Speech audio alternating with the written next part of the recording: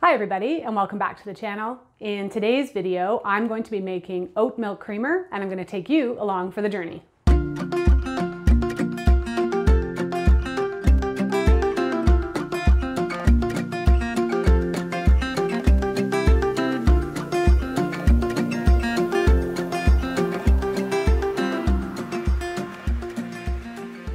Hi, my name's Corinne, and here at Spirea, I share videos that weave together plant wisdom, holistic health, self-sufficiency with just a dash of magic. If this sounds interesting to you, I'd love for you to stick around. So before we start getting to making oat milk creamer, I first wanted to say thank you. Spirea Herbs has hit 6,000 subscribers on YouTube, which is a milestone I honestly never thought I'd reach. So thank you all so much. I've got a really exciting project coming out probably at the beginning of February. And I wanted, as a thank you to everybody who's been following my work for years and supporting me, to offer you guys kind of first crack at it. So if you're interested in learning more about herbal medicine on a more in-depth level, learning about things like chemical constituents and how to keep my family healthy, how to make medicines and weave all the healing properties, magic, and wonder of plants into your life, I would encourage you to turn your notifications on all the social media platforms that you follow me on, or even better, sign up for my email newsletter, because you guys are going to get first crack at this and at a lower price. So if this sounds interesting, I encourage you to stay tuned, follow me, and keep your eyes open. So it's been over 2 months now, my husband and I quit coffee and all caffeine. It was a difficult venture in the beginning. My body certainly was like, what the heck's going on? And there's been so many amazing health benefits since we quit drinking coffee. But I will be writing a blog post about this in the future because there was some interesting sort of cascade effects that happened. But anyway, I digress. This was a 10-year habit of having at least one coffee a day in the morning. And one of the things that has helped us was to switch to something called Dandy Blend. Like, tea wasn't cutting it. I wanted a hot, dark, roasted kind of flavored beverage in the morning, but I really wanted to skip drinking coffee because I was noticing so many amazing health benefits, including sleeping better, more focus, better memory, all those types of things. Now, in the Dandy Blend, we still liked having some kind of creamer, and we've also really drastically cut back on things like dairy and gluten. And so I was buying oat creamer from the grocery store, but there were a couple of problems with this. One, there was an ingredient, and I can't remember off the top of my head, but it was a thickener of some kind that I couldn't really pronounce. So I never really like putting anything in my body I can't pronounce. But secondly, the oats weren't organic, and oats are a really contaminated crop. And that leads me to today's project. I'm going to be, and on full disclosure, this is my first time making an oat milk. I've done nut milks before, many, many times. I've done coconut milk, almond. So I'm fairly familiar with the process, but I wanted to take you guys along and see how easy it is to make your own sort of alternative milks at home. So we're gonna switch to the gimbal so you guys can see what I'm doing, and we're gonna get started with the process. All right, so if you want to venture into nut milk or oat milk or hemp milk making, I really do suggest getting yourself a nut bag, or in this case, an oat bag of some kind. It really wasn't expensive. I found a local fabric mill or a mill out in Quebec on Etsy. And so I love supporting local, and I did snag this. But my very first one I made was out of a really, really old linen pillowcase that was really starting to kind of fall apart. So it was sort of perfect for filtering things out of. And I basically just did this. You need a bag with some kind of a drawstring, so you can string it closed like that. It will make filtering the milk easier. So I do recommend having one of these. You could try this with a strainer just to see if you even like the taste before you decide to invest in a milk bag of some kind or a nut bag. You're also going to need oats of some kind, and really this recipe is quite versatile. You can use whole oats like I have used, and I've got mine soaking. So what I did is I measured out 1 cup of oats, put it in a bowl, and I let it soak for at least, it's been about 3 hours now. And this is just gonna make it easier for them to blend up, unless you've got a super high power blender. I've got a Ninja, and it's not quite living up to its name. It's not as good as some of the other blenders, so I thought it would be best to soak the oats. This will also make them more digestible. but you can use steel cut oats or instant oats if you'd like. And the blog recipe that I'm following, she actually uses a combination of whole rolled oats and steel cut oats. I just didn't have any organic steel cut oats on me. If you do decide to use steel cut oats, make sure you soak those. They're not gonna blend up really well. So as I said, I've got 1 cup of oats soaking, and I'm gonna go rinse those. You're then gonna need, or strain them and rinse them. You're gonna need 2 cups of nice, cool, filtered water. And then all of the other ingredients are optional. So I'll get to rinsing these and I'll show you the process on how to make our oat milk creamer. All right, so I have my oats strained and then I just gave them a little bit of a rinse, and they're just sitting on the bowl here because there's still some liquid coming out. While I was rinsing these, my husband was asking a few good questions, like could you use cheesecloth? So the answers to these questions are theoretical because I don't know. I haven't used cheesecloth, but cheesecloth's got a lot of holes in it. So maybe if you did lots of layers, or maybe if you layered some cheesecloth in a sieve like this, you could make it work. The benefit of the nut bag is being able to squeeze it. So then he was like, could you use pantyhose? And I'm like, maybe. So it's worth experimenting. But honestly, I think even with shipping, I paid like less than $15 or $20 for this, and I'll probably be able to use it thousands of times before the material starts to wear. But like I said, for your first go around, you know, you could even try a coffee filter. I don't know. Play around. Let me know what you've used before. If you've used alternatives, just post that in the comments and share with the community so we can figure this out. So what you want to do now is take your 1 cup of oats soaked and you're going to put it in your blender. And here is my old girl Ninja. She's stained and, you know, kind of groans, but she still works. So I just can't get rid of her. So I've got my 1 cup of oats in there, and then you're going to put in 2 cups of cool, clean drinking water.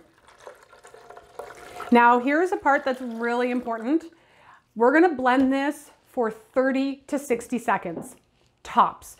If you blend this for too long, it's going to start to heat up the oats. And if the oats get warmed and start to get heated up, they're going to start getting gooey and thick, which doesn't even remotely sound appetizing for our morning dandy blend.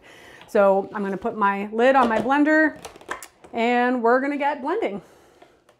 So I'm going to do this on the highest power possible, and I'm going to keep an eye on my clock to make sure I don't go too long. So 30 to 60 seconds. All right, so we blended for just under 60 seconds. And from here, what you want to do is pour your mixture through your whatever method you want to filter this through. So hopefully, this is normally when I would ask my husband to lend a hand. So hopefully I can do this and not make a giant mess. So there we are, we're pouring the milk through.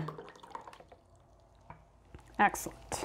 And then you're going to cinch the bag closed. And first, we can actually just kind of let it drip. And I'm wishing right now that I had gotten a bigger measuring cup.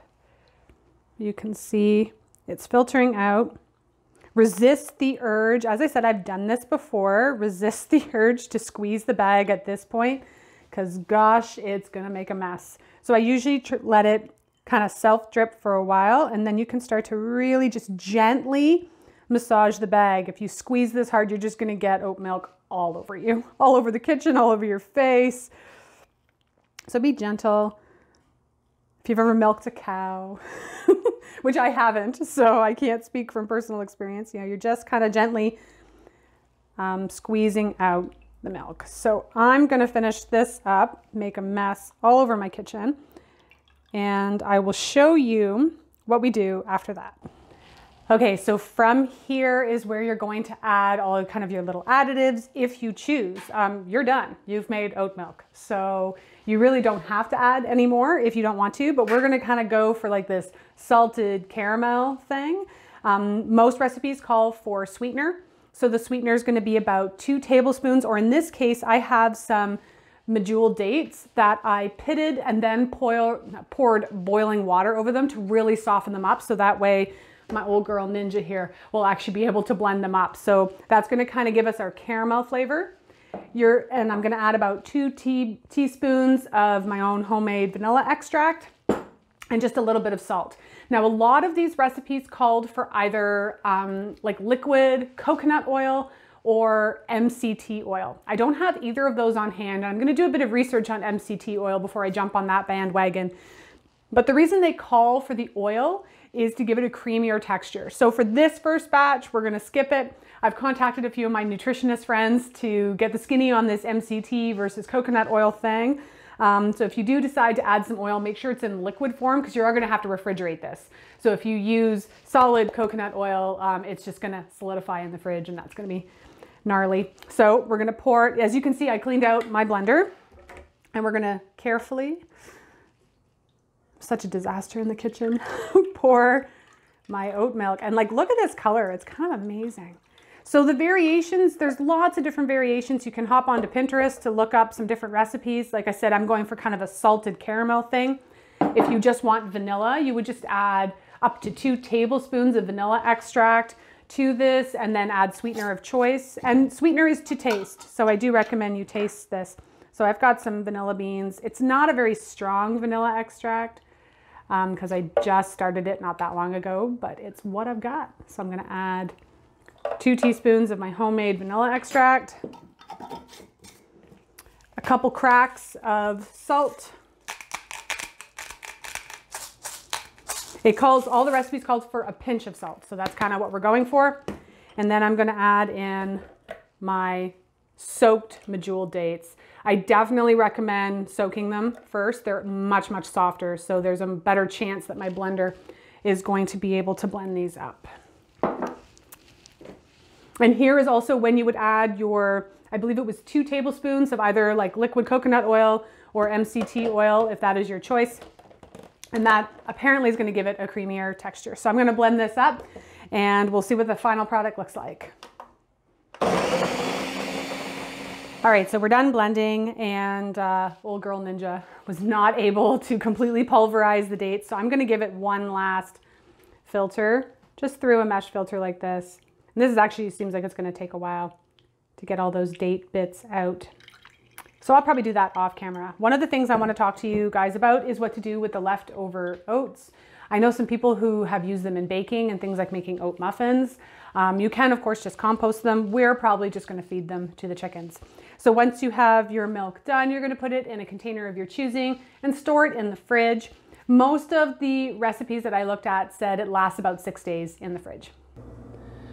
So we treated ourselves to an afternoon dandy blend using our new oat milk creamer. What do you think? It's not bad. Yeah, I mean, it certainly doesn't compare to the stuff at the store. So the thickener that the one that we bought had was called gel gum. So that's the one thing I noticed, that I had to use a lot more of this than I would the store-bought creamer. You can really taste the lack of gel gum.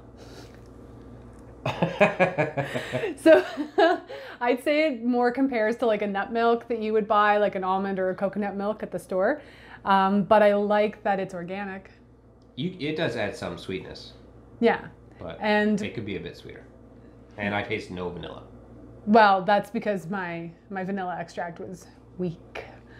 So we're certainly going to continue using this recipe. I think we'll probably tweak with it a little bit. I'm going to experiment with using hemp milk as well because I have hemp hearts.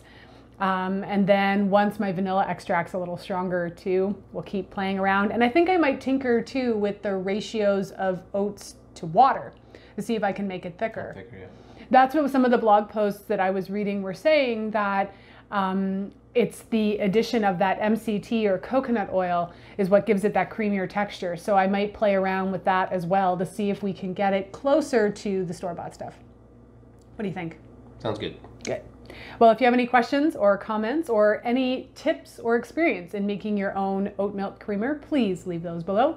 And until next time, this is Corinne and Paul from Spirea Herbs, wishing you health and wellness. Oh my God. Me. I'm so going to include this. All right. It's happening.